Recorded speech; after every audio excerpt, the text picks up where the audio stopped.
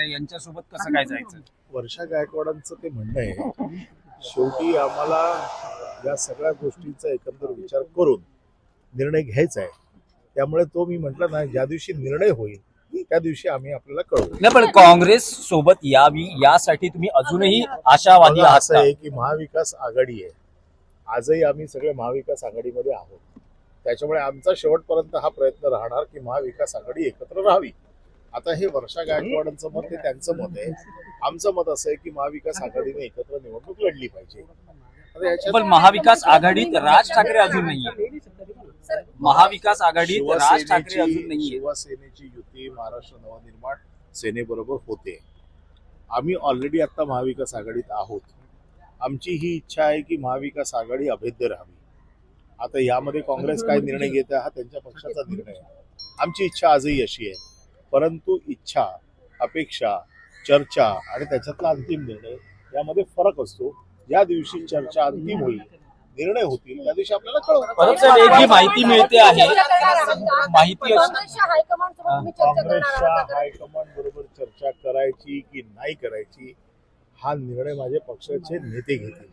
हा निर्णय घेण्याचा अधिकार मला नाहीये.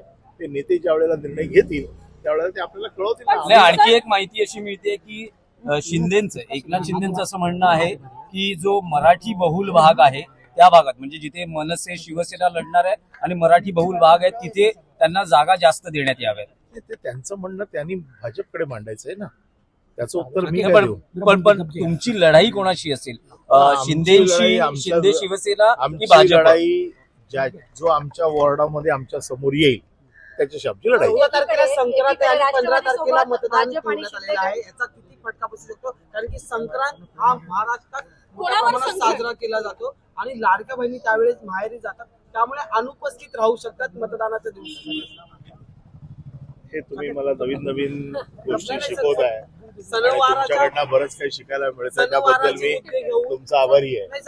BMC is not family business अशा आशयाचे बॅनर्स हे मुंबई वरळी परिसरात लागलेले पाहायला मिळाले. एक लक्षात ठेवा, आमचा साधा म्हणणं असं आहे की आता निवडणुका लागलेल्याच आहेत. 15 तारखेला त्याचा निर्णय होणारच आहे. आता त्याच्यावरती ही लढाई आहे. या लढाईचा निर्णय लागायचा आहे. त्याच्यामुळे मुंबईची जनता कोणावर प्रेम करते, कोणावर करत नाही हे ठरणार आहे. त्यामुळे आता याच्यावर सगळी चर्चा करण्यात काही पॉईंट नाही. वारंवार मुंबईचा रंग बदलू देऊ नका असा उल्लेख केला जात आहे. तुमच्यावर एक आरोप बघा, असं आहे की आरोप करणारे आरोप करतील. 25 वर्ष मुंबई शिवसेनेला मिळालेली आहे.